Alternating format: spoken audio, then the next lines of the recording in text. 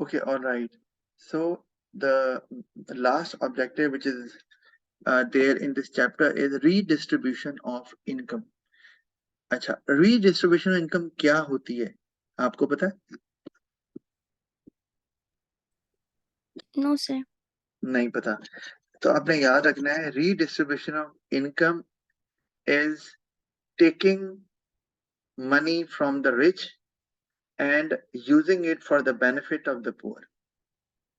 Now, the main purpose is to reduce the gap between rich and poor. और उसके लिए हम एक टर्म इस्तेमाल करते हैं, इनकम इनइक्वालिटी। आपने ये वर्ड सुना हुआ है, इनकम इनइक्वालिटी, या आसान लफ्जों में अनइक्वल डिस्ट्रीब्यूशन ऑफ वेल्थ। नहीं पढ़ा हुआ? सर पढ़ा हुआ है। पढ़ा हुआ है। तो वहां पर जहां पर गैप जो है वो बहुत ज्यादा होता है बिटवीन रिच एंड पुअर, तो उसको खत्म करना इनफैक्ट मकसद नहीं होता, उसको कम करना मकसद होता है गवर्नमेंट का। क्योंकि खत्म करने का तो मतलब ये है कि people would not have any incentive to work harder, because if they know that they'll be getting the same income and wealth, doesn't matter whether they work harder or not, तो फिर तो वो खत्म हो गया ना, मोटिवेशन ही खत्म हो गई। तो हाँ, गैप को कम हर मुल्क में होता है, अमीर भी होते हैं गरीब होते हैं, but that gap should not be widened too much. उससे फिर गरीब, यानी कि वाइडेंड का मतलब ये है कि जो गरीब है उसको तो दो वक्त की रोटी भी नहीं मिल रही, और जो अमीर है उसकी सात पुश्ते भी खाती रहे तो उसकी वेल्थ खत्म नहीं होती। तो this is an example of high income inequality या अनइक्वल डिस्ट्रीब्यूशन ऑफ वेल्थ। जैसे पाकिस्तान में मौजूद है कि हम ये कहते हैं कि 10% of the people in Pakistan are having 90% of the income and wealth of the country, whereas 90% of the population is having only 10% of the income and wealth of the country. तो ये ह्यूज डिस्पैरिटी है ना, ये तो बहुत बड़ा gap है अमीर और गरीब में। यहाँ पाकिस्तान की बात करें, in other developing countries as well. तो गवर्नमेंट का ऑब्जेक्टिव है कि इस गैप को कम किया जाए। तो उसके लिए ये भी एक ऑब्जेक्टिव है ऑफ कोर्स। और उसकी वजह क्या है? उसकी वजह एक सबसे बड़ी ये तो है कि आप कह रहे हैं कि पॉवर्टी कम हो, और अगर रिच बहुत रिच है, थोड़े कम रिच भी हो जाएंगे तो कोई टेंशन नहीं है। लेकिन बिहाइंड द सीन पर्पस क्या है इसका? पर्पस है जो मैंने लिखा है यहाँ पे point, higher output and spending as the poor tend to spend more of their income than the rich. हमने लास्ट टाइम बात की थी तो सेशन एक्सपायर हो गया था कि जो पुअर पीपल है ना, they have higher tendency to spend when they get additional income compared to rich people। और उसकी वजह क्या है? वजह यह है कि जो पुअर पीपल होते हैं, they do not have sufficient income even to meet their basic necessities। तो as soon as they get additional income they would like to spend, ठीक है, ताकि अपनी उन नेसेसिटीज को भी पूरा करें जो वो नहीं कर पा रहे। whereas if I talk about rich people, the same amount which is there, if let's say there is an additional income, तो रिच क्या करेंगे?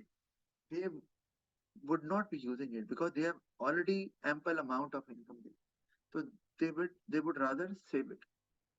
तो जब वो पैसा वो सेव ही हुआ पड़ा है ना, इस्तेमाल ही नहीं कर रहे because they have so much income and wealth, तो वो पैसे को जब अमीर से लेके गरीब को ट्रांसफर करते हैं तो वो पैसा स्पेंड होता है। और जब पैसा स्पेंड होता है ना, तो उससे इनकम जनरेट होती हैं। और वो कैसे? क्योंकि जब पैसा आप स्पेंड करेंगे तो मार्केट में चीजों की डिमांड बढ़ती है। जब चीजों की डिमांड बढ़ेगी तो प्रोड्यूसर इनकरेज होंगे, वो they would tend to produce further. तो और उस चक्कर में फिर वो they hire more people, employment बढ़ेगी, आपकी जीडीपी भी बढ़ेगी, इकोनॉमिक ग्रोथ होगी। तो ओवरऑल जो है ना वो इकोनॉमी प्रॉस्परस करेगी। तो जबकि वो पैसा पहले अगर अमीरों के पास पड़ा था तो it it was not being used at all. तो वो पैसा आजकल तो लोग घरों में छुपा के रख लेते हैं, बैंक में भी नहीं जमा करवाते ना, क्योंकि वहां से तो ट्रेस हो जाता है कि यार ज्यादा अगर पैसा बैंक में रखेंगे गवर्नमेंट को पता चल जाएगा और वो ज्यादा टैक्सेस लगा देंगे, तो लोग हाइड करके रखते हैं। एक तो है ना कि इलीगल वे से अगर आपने पैसे कमाए हैं वो तो समझ आती है, एक है कि अगर पैसे भी कमाए हैं तो आप जो है ना कि don't show it to the government, you do not use those channels which are in excess of the government. तो वो और इस्तेमाल भी नहीं होते, वो पड़े हुए। तो जब वो गरीबों के पास जाते हैं तो फिर उससे वो इकोनॉमी के काम आते हैं, इकोनॉमिक एक्टिविटी इससे तेज होती है ना, स्पेंड करेंगे, प्रोड्यूस करेंगे, उसके लिए एम्प्लॉयमेंट ज्यादा होगी, फिर आउटपुट बढ़ेगी तो इकोनॉमिक ग्रोथ भी होगी, और इससे जो है वो ओवरऑल जो है वो इकोनॉमिक प्रोग्रेस, क्योंकि इकोनॉमिक ग्रोथ सही होती है तो इकोनॉमिक डेवलपमेंट की तरफ फिर जा सकता है कंट्री। तो ये एक मेन वजह है। अच्छा, अब इसको अगर हम कहें कि इसको अचीव कैसे करते हैं, तो मुझे बता सकती हो आप कि ऐसा कैसे करें? How can we take money from the rich, like can we do it by tax, tax? Very good. अच्छा, अब टैक्स लगाएंगे, मतलब किस पे लगाएं टैक्स? इनकम। इनकम पे टैक्स लगाया, वेरी गुड। तो इनकम पे जो टैक्स लगता है ना, अभी हम इसे पढ़ेंगे आगे, वो होता है प्रोग्रेसिव। मतलब ये कि higher the income, higher will be the rate of tax. यानी कि अगर किसी की इनकम अगर साल की 4 लाख रुपए है ना, मैं साल की बात कर, तो पाकिस्तान में there is no tax on such people. 4 lakh से ज्यादा है तो फिर शुरू हो जाता है 5% या 7.5%, इस तरह बढ़ते बढ़ते 12% या आगे 20%, 25%। तो जैसे जैसे इनकम बढ़ती है जो टैक्स का रेट है वो भी बढ़ता जाता है। तो इसका मतलब है कि higher income group would be paying higher rate of tax. तो ये बात, और जो लोअर इनकम ग्रुप में के लोग हैं उनको लोअर टैक्स रेट पे करना पड़ेगा, और इनफैक्ट जो ज्यादा ही गरीब हैं उनको टैक्स देना ही नहीं है। जैसे कि अगर मैं 4 लाख की बात करता हूँ कि if a person earn 4 lakh a month, sorry 4 lakh a year, तो ये बनता है तकरीबन को 35,000 रुपया महीने का, 35,000 पर मंथ में क्या बनता है? अगर आपका किराया भी मकान भी आपका अपना ना हो और आपके बच्चे भी 3-4 हों, और आपने बिजली का बिल भी देना है और बाकी मामलात भी देखने हैं, तो 35,000 में तो बात नहीं बनती ना, तो फिर उन पे टैक्स ही नहीं है। तो ये एक अच्छी बात है, बिल्कुल आपने सही कहा कि आप इनकम टैक्स लगा दें, क्योंकि इनकम टैक्स अमीरों से ज्यादा प्रोपोर्शन लेता है, उनकी इनकम का ज्यादा प्रोपोर्शन जाता है compare to lower income group. अच्छा, उसके अलावा भी कोई तरीका है? अगर को पूछ ही देता है ना कि कैसे करें।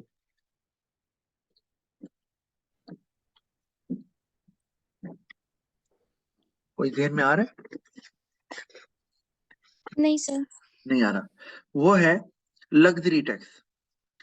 अभी आपको पता है कि पाकिस्तान में 1400 सीसी जो गाड़ियां हैं ना, और उनसे ऊपर जो है उन पे 25% टैक्स लग गया। नया टैक्स लगाया गवर्नमेंट ने, लग्जरी टैक्स के नाम से ना, हो गया ये। तो अब आपकी जो गाड़ी है ना वो 1500 सीसी है, टर्बो इंजन के साथ है, लेकिन है वो 1500 सीसी। तो आपकी गाड़ी पे भी टैक्स लग गया है। लेकिन अच्छी बात यह है कि आपने पहले ही गाड़ी खरीदी हुई है। अब जब लेंगे तो वो टैक्स लगेगा, तो गाड़ियों की कीमतें इसलिए बढ़ रही हैं बहुत ज्यादा तेजी से। अच्छा, तो जब आप लग्जरी टैक्स लगाते हैं तो of course who would buy luxury items, expensive ornaments, branded clothes, cars? कौन खरीदता है? अमीर। तो इसका मतलब अगर आप लग्जरीज पे टैक्स लगा रहे हैं तो of course rich people are going to pay it. अमीर ने तो वो चीज खरीदनी ही नहीं है, उसकी तो हैसियत ही नहीं है, तो ऑफ कोर्स ना वो खरीदेगा और ना ही वो टैक्स पे करेगा। तो ये होता है इनडायरेक्ट टैक्स, जिसको हम आसान लफ्जों में, आप चलो सेल्स टैक्स भी बोल सकते हैं, कि चीजों पे जो टैक्स लगता है। तो अगर आप हर चीज पे टैक्स नहीं लगा रहे, सिर्फ खास चीजों पे टैक्स लगा रहे हैं, खास चीजों पे टैक्स लगा रहे हैं, तो कौन सी चीजें? Which are consumed by rich people only. तो ऑफ कोर्स पैसा जो है वो अमीरों से गवर्नमेंट के पास आ रहा है, and then government can use it later to provide benefit to them. जैसे कि अगर आपने गवर्नमेंट हॉस्पिटल ज्यादा खोल दिए हैं, गवर्नमेंट स्कूल्स खोल दिए हैं आपने ज़्यादा, आपने ट्रेनिंग इंस्टीट्यूट्स कायम कर दिए हैं जहाँ पर वर्कर्स को फ्री ट्रेनिंग दी जा सके। अनएम्प्लॉयमेंट अलाउंस आपने बढ़ा दिया है, इस वजह से वो लोग जो अनएम्प्लॉयड हैं, तो ये सब किन के काम आ रहा है? ऑफ कोर्स गरीबों के ही काम आ रहा है। तो ये इससे गैप जो है वो कम हो जाएगा। ठीक है जी, तो ये हमने क्लियर कर लिया। अच्छा ये हम जरा ये अगले चैप्टर यस में, अच्छा ये अगले चैप्टर में इसको हम अभी बाद में कवर करते हैं। हाँ ये जो लास्ट टॉपिक है इस चैप्टर का, तो इस चैप्टर की भी शीट देनी पड़ जाएगी, बाहर आगे आप कर ही लोगी वीकेंड पे जाके, तो मैं आपको भेज दूंगा। अच्छा पॉलिसी कॉन्फ्लिक्ट्स, इसका मतलब क्या है कि मतलब गवर्नमेंट जो है वो tries to achieve different objectives, but it is not possible to achieve all the objectives at the same time. All the objectives कौन थे? वही आपकी इकोनॉमिक ग्रोथ या इन्फ्लेशन और low level of unemployment, stable balance of payment है या redistribution of income है, ये सारे इकट्ठे अचीव करना मुमकिन नहीं है गवर्नमेंट के लिए। तो government has to pick and choose कि कौन सा ऑब्जेक्टिव अभी ज्यादा इंपॉर्टेंट है तो भी अचीव। जैसे कि मैं आपको एग्जांपल देता हूँ कि लेट्स से कि if government wants to increase the level of employment, मेरा ना लिखा हुआ है your internet connection is unstable, तो मेरी बात अभी भी क्लियर आ रही है आपको? सही आ रही है? सकीना मेरी बात आपको सही आ रही है और नॉट? मेरी सकीना, मुझे आपकी आवाज नहीं आ रही है। हाँ नहीं आ रही ना, इसलिए मैं जरा स्टॉप कर गया हूँ थोड़ा सा।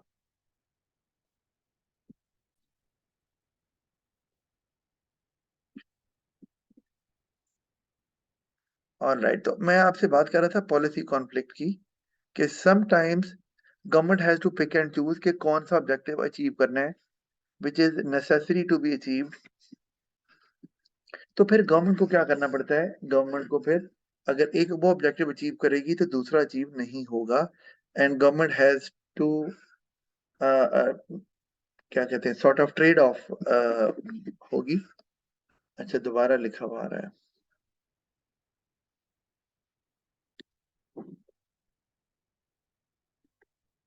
ऑलराइट, तो I was talking about policy conflicts, कि there can be a conflict of objectives.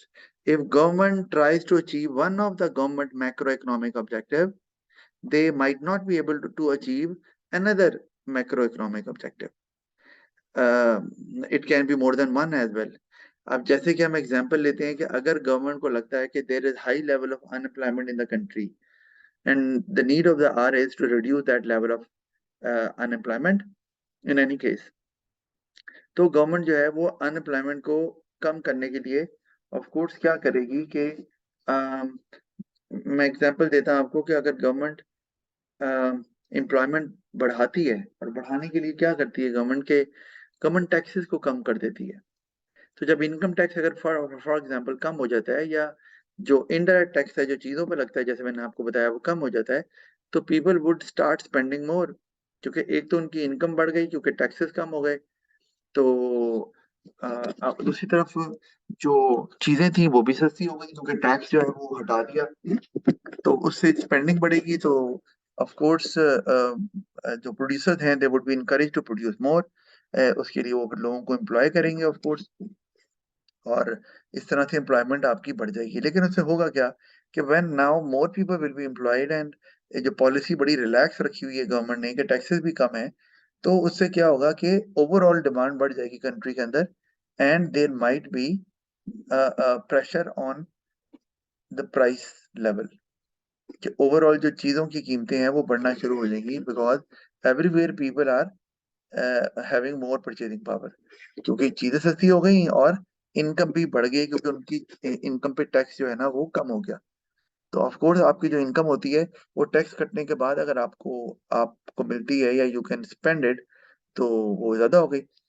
तो उससे क्या होगा कि it will cause prices to rise, और प्राइस लेवल जब बढ़ेगा कंट्री के अंदर तो that will cause inflation in the country. तो क्या हुआ कि ये ऑपोजिट है कि अगर अनएम्प्लॉयमेंट आप achieve lower level of unemployment achieve करना चाहेंगे तो you won't be able to achieve low and stable rate of inflation. That is another objective of government.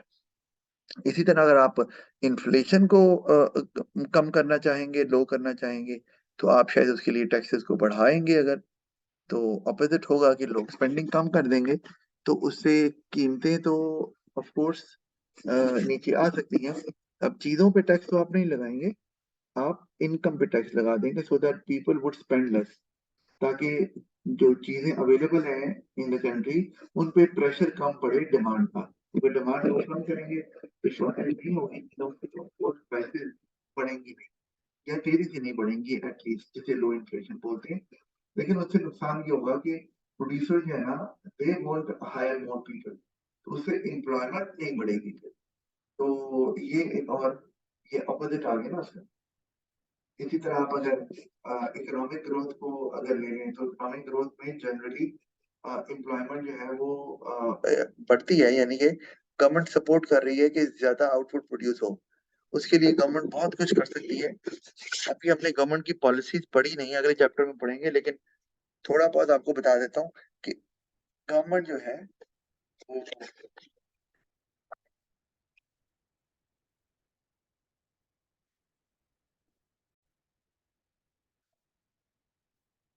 अच्छा सिमिलरली कि अगर आप इकोनॉमिक ग्रोथ चाह रहे हैं मुल्क के अंदर, यानी कि you want to increase the level of output in the country, तो उसके लिए गवर्नमेंट सपोर्ट करेगी ज्यादा बिजनेसेस को, ऑफ कोर्स, कि वो ज्यादा प्रोड्यूस करें। तो जब आप इकोनॉमिक ग्रोथ की तरफ जाएंगे तो उससे ना ये जो है ना इनकम इनक्वालिटी, ये बढ़ सकती है, क्योंकि नॉर्मली इकोनॉमिक ग्रोथ में इन्फ्लेशन भी होती है। तो एक तो ये कि जब इकोनॉमिक ग्रोथ होगी तो you can't control inflation, it would rise in any case, क्योंकि जब इकोनॉमिक ग्रोथ हो रही है तो इसका मतलब है आउटपुट ज्यादा बन रही है, एम्प्लॉयमेंट बन रही है, लोग चीजें ज्यादा डिमांड करेंगे जिनको एम्प्लॉयमेंट मिलेगी, तो चीजों की कीमतें बढ़ेंगी ही, क्योंकि demand will push the prices up of the goods and services. Economic growth भी इन्फ्लेशन के साथ नहीं चल सकती, मतलब सॉरी, लो इन्फ्लेशन इकोनॉमिक ग्रोथ के साथ नहीं चल सकती, वो फिर ज्यादा होगी। और इनकम इनक्वालिटी भी नहीं हो सकती, क्योंकि इकोनॉमिक ग्रोथ में जनरली ये कहा जाता है कि जो रिच पीपल हैं दे गेट मोर रिच। इसमें इन्फ्लेशन भी होती है तो माना लोगों को एम्प्लॉयमेंट मिलती है या वेज इंक्रीज होता है, लेकिन इन्फ्लेशन भी हो रही होती है। तो जो अमीर होगा वो कौन लोग होते हैं, of course they are businessman, entrepreneurs, producers, owners of firms. तो वो normally inflation they take advantage of that rising prices, वो अपनी कीमतें और ज्यादा बढ़ा देते हैं, and they have an excuse कि जी महंगाई हो रही है क्या करें। तो वो और ज्यादा अमीर हो जाते हैं इस केस में, और जो गरीब हैं वो और गरीब हो जाते हैं, क्योंकि ऑलरेडी इनकम कम होती है, और जब कीमतें बढ़ती हैं तो फिर there is, वो जो प्रॉब्लम है दैट एक्चुअली गेट्स डिटेरियोरेटेड। तो वो गैप जो है वो between income and sorry rich and poor वो बढ़ जाता है। तो इकोनॉमिक ग्रोथ में ये दोनों फिर ऑब्जेक्टिव अचीव नहीं होते। तो ये बात यहाँ लिखी हुई है, ऑल मैक्रो इकोनॉमिक ऑब्जेक्टिव्स में not be achieve together. Slower inflation आप अचीव कर लें, या लोअर इन्फ्लेशन अचीव कर लें, या हायर एम्प्लॉयमेंट अचीव कर लें, both can not be achieved together. Similarly higher economic growth और लो इन्फ्लेशन, ये भी मैंने आपको बात बता दी है। इकोनॉमिक ग्रोथ होगी तो एम्प्लॉयमेंट होगी, तो फिर परचेजिंग पावर भी बढ़ेगी, and that higher demand will put pressure on the price level in the country, leading to high inflation. तो नहीं रहेगी फिर। इसी तरह हायर एम्प्लॉयमेंट और स्टेबल बैलेंस ऑफ पेमेंट, ये आप वैसे बता सकती हो, ये वाला मैंने नहीं एक्सप्लेन किया, तो मैं ये चाहता हूँ कि आप एक्सप्लेन कर दो। क्या ख्याल है कि अगर एम्प्लॉयमेंट ज्यादा हो रही है तो बैलेंस ऑफ पेमेंट स्टेबल नहीं रहेगा? क्यों भाई, क्यों नहीं रहेगा, क्या वजह है? सर क्योंकि परचेजिंग पावर इंक्रीज हो जाएगी तो लोग इम्पोर्ट्स खरीदेंगे। जी, वेरी गुड, शाबाश, बहुत अच्छा बताया आपने कि एम्प्लॉयमेंट बढ़ने से जब इनकम बढ़ेगी तो people would prefer to buy high quality imported items, तो फिर लोकल आइटम नहीं खरीदेंगे तो इंपोर्ट ज्यादा हो जाएंगी, और फिर बैलेंस ऑफ पेमेंट स्टेबल नहीं रहेगा, और lot of foreign currency reserves जो आपके पास होंगे, जैसे डॉलर की शक्ल में जरूरी होते हैं आजकल, वो बाहर चले जाएंगे, और फिर प्रॉब्लम आएगी उस कंट्री को। बहरहाल कि वो लेटर ऑन अगर उनको कुछ जरूरी इंपोर्ट्स खरीदनी पड़ेंगी तो they won't have the foreign currency to do it. तो जो कि that might be very crucial to the economy as well. ये हमने ना ये चैप्टर भी हमारा एंड हो गया है, और अगला चैप्टर पॉलिसीज पे ही है, तो मैं उस पे आज अभी बात करूंगा। ये स्लाइड मेरे पास मौजूद है, तो अगर मैं यहाँ पे दिखाऊं तो ये जो हमारी बुक है इसमें हमने ये पॉलिसीज पढ़ ली है। तो अगला जो हमारे पास 3 यूनिट मैंने इकट्ठे ही डिस्कस किए हैं, क्योंकि ये पॉलिसीज जो है ना, इनका काम इन गवर्नमेंट के जो मैक्रो इकोनॉमिक ऑब्जेक्टिव्स हैं इनको अचीव करना। तो मैं इसको भी डिस्कस करूंगा अभी। तो जितनी होती हैं अभी आज की क्लास में, बाकी फिर हम कल कर लेंगे। और फिर ये टैक्सेस की बात भी हमने करनी है जिस चैप्टर में मौजूद है। उसके बाद ये चैप्टर भी मोरलेस हमें खत्म होता हुआ नजर आ रहा है। अच्छा, ओके। तो आज हम अब बात कर लेंगे इकोनॉमिक पॉलिसीज की। इसको मैं बंद कर देता हूँ अभी।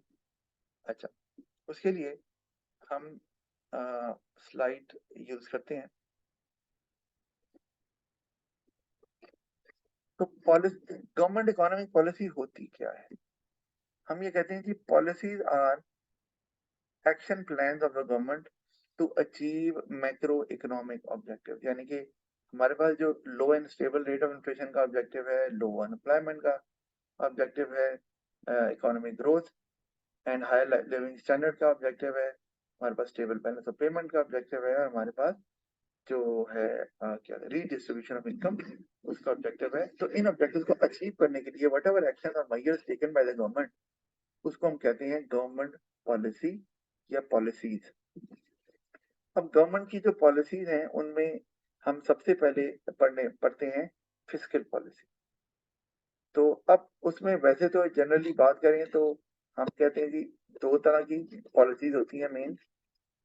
एक को हम बोलते हैं डिमांड साइड पॉलिसी।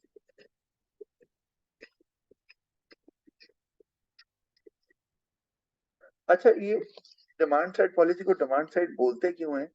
क्योंकि ये एग्रीगेट डिमांड को इन्फ्लुएंस करती है to achieve macro economic objective. Aggregate demand हमने पढ़ा है, जो टोटल डिमांड कंट्री की है उसको ये इन्फ्लुएंस करती है। मतलब या तो उसको ज्यादा कर देती है ये पॉलिसी, या उसको कम कर देती है, ताकि उसकी मदद से गवर्नमेंट के जो इकोनॉमिक ऑब्जेक्टिव है उनको अचीव किया जा सके। तो अब जरा देखते हैं कि ये कैसे इसका अचीव करती है पॉलिसी, गवर्नमेंट के जो मैक्रो इकोनॉमिक ऑब्जेक्टिव हैं।